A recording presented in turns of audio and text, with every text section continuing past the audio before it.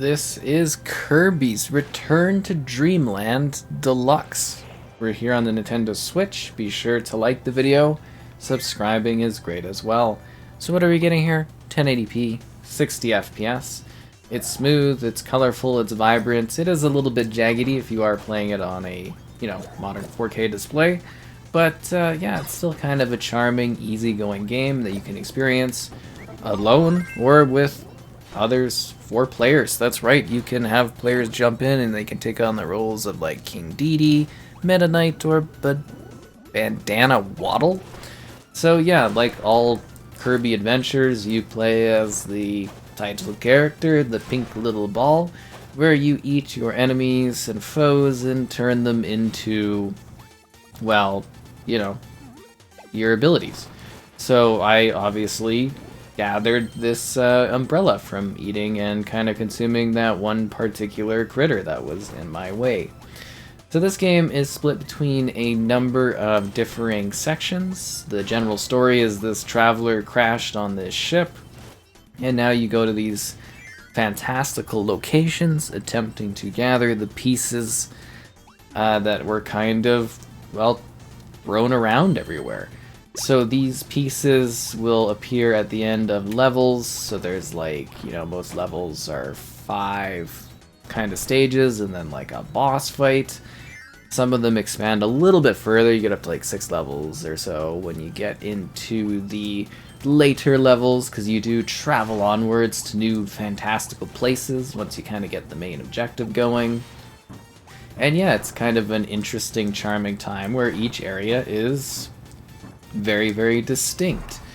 This is like, I think Act 2, so this is a deserty spot. Act 3 is like an aquatic area. There's a cloud spot. There's, there's a bunch of different zones, and every zone has its own set of kind of enemies and its own set of like rules to it.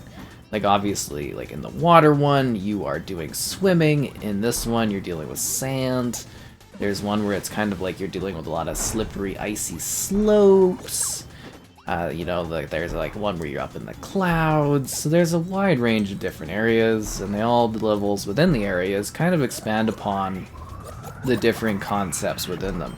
So it's very similar rules in regards to like what you're doing, what your goals are, how you're platforming, but there is more complexity within that as you progress, where it feels a little bit fresh as you go through it.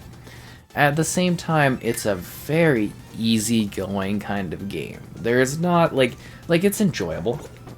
I definitely have fun playing it, and it's really, really quite cool. But I also sit here and I'm kind of like, well, it's really quite easygoing. There were a couple parts where I was like losing all my extra lives, and I was frustrated mostly with myself because I'm like, I could do better than this. But yeah, it is kind of a really sort of straightforward thing. There are collectibles, I guess you could say, to a degree, in the form of like collectible type areas where you can gather special like these gears.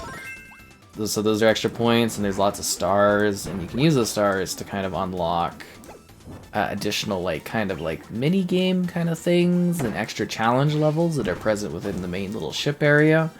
So there is more to the game than just kind of finishing the missions and fighting the bosses. But yeah, like I said, even bosses are pretty straightforward. The game itself in general is just, it's a very easygoing sort of thing. It's something all ages could easily enjoy, but like if you're looking for more of an in-depth kind of Kirby challenge, you're not really gonna get that here. It's very, very easygoing and sort of simplistic, and it's definitely something I think of its like original era, like its origins.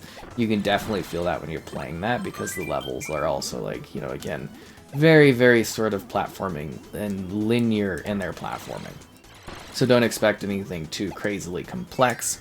Occasionally, sometimes you gotta swap between levels, and then there's like this blue kind of loading screen that might take an extra second depending on the level you're doing, but like it's very straightforward in what it is. At the same time, it's fun. It's Kirby, you're going around as this like pink ball, kind of just smashing stuff and, dealing with enemies and having a quirky time, and You know, you get these like ultra abilities where you're just like absolutely kind of smashing through like the entire environment. In the first stage, you get like a kind of a segment with like a tree where you're kind of like, you just cut the tree right in half and you cause like mass fire and stuff. It's kind of wild. Kirby is a very powerful character. But yeah, it's a very simple sort of game though. Like, I mean, the textures and stuff look nice and colorful, and the food looks cool, and the backdrops kind of look magical, but it's also got a very simple sort of aesthetic to it that's not necessarily too complex or too insane.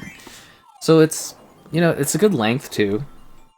You know, every stage is about, I think, 40 or so minutes, depending on how fast you go through it, how much extra stuff you kind of go off the path to get.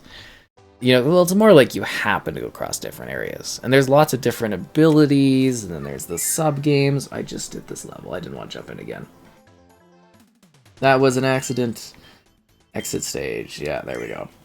So, I liked this. I definitely did. It also kind of felt very kind of simple. Oh, and there's like this party place where you can spend your like earning stuff. So, like, you know, there's a lot of cool kind of things in this one. There's a lot you can enjoy. I like the quirks of Kirby. I like the weird little spots, the costumes, the abilities, the items you gather, the things you do. It's a charming little thing. It's a fun little game. I think it offers some good stuff. I think you can have a good time playing it. I think it's something that's really good, particularly for like the younger audience to dive into. I do kind of feel like, you know, some of the older audience might find it a bit too simplistic and sort of almost basic at times, but like I said, your mileage is going to vary. If you like the character of Kirby, you're going to find this to be an enchanting little tale filled with crazy combat, wild moments, over-the-top action, but you're not going to really necessarily find a deep level of challenge. You're not going to find puzzles that are overly complex. You know, it is definitely designed around also the concept of, like, you know, little bits of co-op if you'd like to go at it that way, right? Like, there's some segments that lean into that, and, you know, the bosses are very basic, too, and kind of repeat, and, you know, there's a lot that, like, repeats in this one, too, but, like, you know, there's enough variation where you're kind of like, oh, I'm doing something familiar, but I am doing it in a different way occasionally. So, yeah, it's a pretty good game. It's a pretty good Kirby experience. Just, you know, don't expect anything too wildly crazy out of it, but you can have fun with it.